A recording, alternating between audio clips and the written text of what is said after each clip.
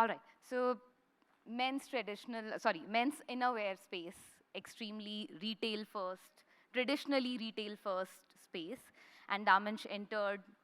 It has completely disrupted it, aced very well. Now, if I have to look at the journey that you have had, we completely understand that you have aced it, but how has been the journey?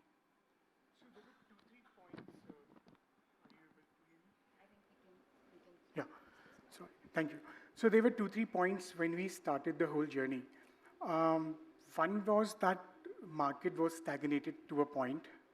Second thing, while you're very correct in saying that, the traditional model was very much retail heavy, and that's why if you see people had their, stronghold in the market. There were some brands which were strong in the south, some in north, west, and uh, third thing for us was that while around the 2017 18 there were a lot of people who had money in their pocket. They had more aspirational, they wanted to associate themselves with more of the aspirational brands.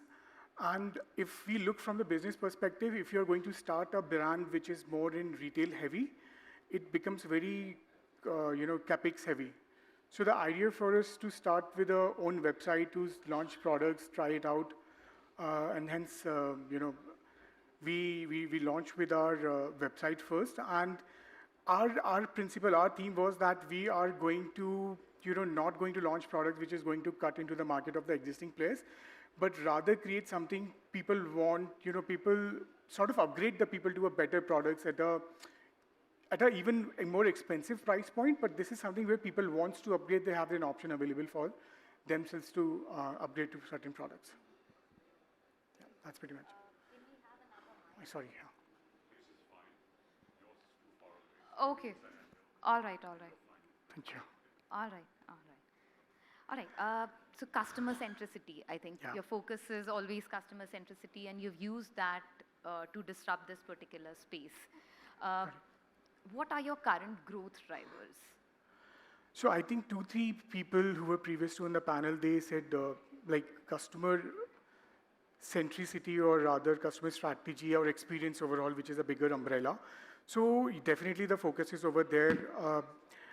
Dimension as a business gets majority of its revenue or customers through our own websites, which give us a lot of data points to work on, which give us a direct connect with the customers where we can talk to the customers on the product feedback. We get very early feedback from the customers on the products, on very different things like the quality of stitch, fabric, material, how do they feel when they feel, wear the product. Apart from that, when I say customer centricity, there is also the trust which we have to build with the customers, which we do through, our superior customer support services. We pay a lot of attention on our customer support service. Our CSAT is 99.4%. I think I said one more point in between. And yeah, like customer support is one of the very key factors which we sort of pay attention to it. Yeah. So just would want to explore that particular part, the customer experience strategy related to support or related to the post-purchase experience. So could you help us understand some of the customer experience strategies that you have actually implemented at Damansh? So yeah, so there are a couple of things which we do. So I think as a management, we pay a lot of attention to the delivery. So basically the promised delivery timelines or SLAs on this, basically the SLA adherence, both from the dispatch from the warehouses of the goods and from the last mile delivery. Second thing is the quality of last mile experience. We try to capture the experience of people getting delivery where how it is with one delivery partner versus another, what is the non-delivered rate, what is the first attempt rate. And so we break down this into a lot of segments, this data which we get. And not only the cost factor on the or on the speed factor, we keep these other parameters which we capture at the point of delivery, and we decide these things in choosing our shipping partners. So these days, I think all the things that you have said, as a D2C brand, if you start in 2018, these are some things which are good to have. But now I think it has become more like a must-have things. So what are few things which you would like to highlight to maybe a D2C entrant right now, that what are the few things that they should keep in mind while designing or while making sure that the post-purchase experience of their customers is ensured? So I think I can only share what has worked for us, and things which has worked for us superiorly is the customer support. Like in the terms of like we are able to help people's problem, and majority of the queries which we get is around when will our order be shipped and returned and all those things. So for us, it has been customer support. Like we've invested a lot of energy in creating out the processes for to keep customer happy, to develop the trust. Like I'll give you 2 examples. So on our innerwear category, you have no question asked return for the first product. Similarly, on couple of like almost half of our merchandise, you have a 500-day warranty. We do not ask you what happened if you do not like the product after 1 year of wearing, you can return it back. So the way we conduct our business, the way we are answering questions to the customers, solving their problems, that develops a lot of trust. And that also results in a lot of repeat purchases for us. So we get more than 50% of our orders through repeat buyers who started buying products from one category and moving into different categories. Great. I think Damansh also is one of when we were speaking in the lounge, Abhimanyu mentioned that Damansh has great revenue share from your D2C website. Directly, yeah. Right. From majority of our revenue shares does come from our website. And that is where our strong point is, because the data we get from the customers, the depth of the connection which we get, the connect which we make from the customers is phenomenal. That is what we use in improving our operations, improving our processes, and even launching new products further. So I think this is something which every brand wants to focus on, that if they have online presence, they want to make sure that the D2C share is high. So what do you feel, what has worked out well for you to make sure that the D2C market share is higher? I think I feel it's most like customer support, because we do see that a lot of people who might have purchased first order from different marketplace platform do come for the second orders from our own platform. And second thing is our SEO is very good. Great. So I think you're able to manage that expectation that probably the marketplace gives, the leading marketplace players give on your website as Correct, well. yeah. So you're able to match that experience on your website Yes, as well. yes, definitely. So we use a lot of services to sort of try to match that experience, and like customer is smart enough now. Like it's not smart enough. It's like the e-commerce industry is more than decade old. So they have certain experience while they are shopping experience. They want certain trust factors. So unless we are going to provide them, we are not going to win that share from the marketplaces to our own website.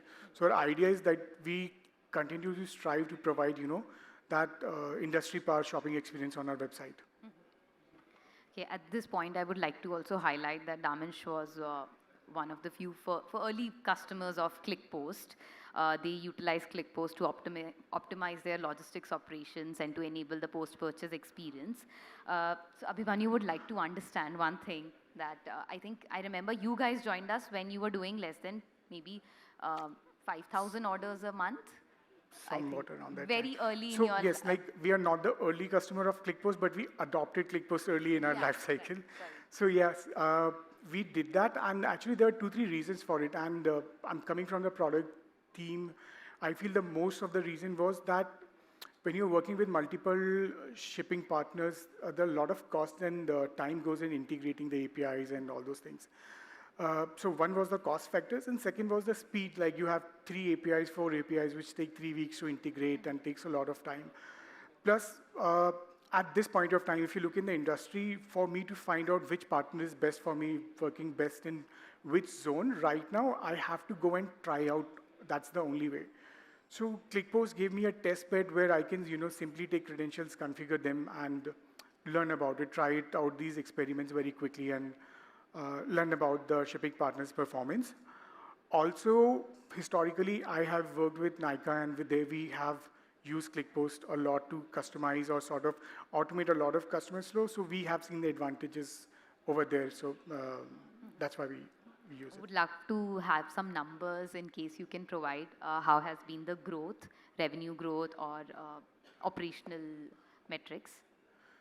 So revenue-wise, so I think, yeah, from 1918 to 22, we have grown 5.2 times. As you see in the background, the RTOs have reduction from the time we started using ClickPost. Again, the reason being that we have been able to optimize delivery partners for zones and pin codes whose first attempt delivery was not good, whose NDR activity was not good. So that helped us over there.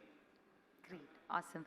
So basically, you've leveraged technology to Yes, definitely. bring Everywhere. So your. wherever we can find, we start a business or a process without using a lot of technology. But once we see, good traction, we try to optimize each process as and when we can. Yeah. So, what are So we the. use our data a lot in whatever way we can and sort of automate or make the whole experience better in there. And how do you make these purchase decisions of your technologies, like any SaaS product that you use? How do you decide what factors should be included? I will finish it in two, don't worry. So for us, see, from my perspective, we start with the different use cases. From my team, so let's suppose while we're talking about last mile delivery, then it will be from warehousing team and last mile delivery team. So basically, it's like collecting the use cases, collating them in a big tabular fashion from different departments, and then comparing them like on a Moscow fashion, like must have, should have, could have, and uh, cost analysis sort of there. And the last piece which we definitely do is do a reference check with a couple of industry partners who have already working with the in the same industry or in the adjacent industries which makes sense for us, and that's how we finalize a vendor for us. Awesome. Would love to know what is next for Damansh. You've already opened your retail store now, and would love to understand what's next now. So opening more retail stores is next. But like we see that we are not touching customers, not reaching out to customers on multiple touch points. So definitely retail is one of the way. We have opened our first store in the month of October. We are opening 6, 7 new stores within Bangalore in next quarter. And overall, we will sort of open 50 to 100 stores in next 1 year. And also a lot of our customers are in cities where a store might not make sense. So we are also getting into modern trade or a distribution business for us. So we see improving online shopping experience, making it better as the industry evolves, bringing our website at par with the industries, opening more retail stores where providing omni-channel shopping experience, and lastly is general trade and distribution business. Great, awesome. With this, we'll wrap it up. I think we are well within the time. So we'll wrap it up. We're open for queries. I'm not sure if we are allowed the questions, but in case there are any questions, my team is also here. So please feel free to connect with us. All right. Thank you so much, Abhimanyu. Thank you for your time.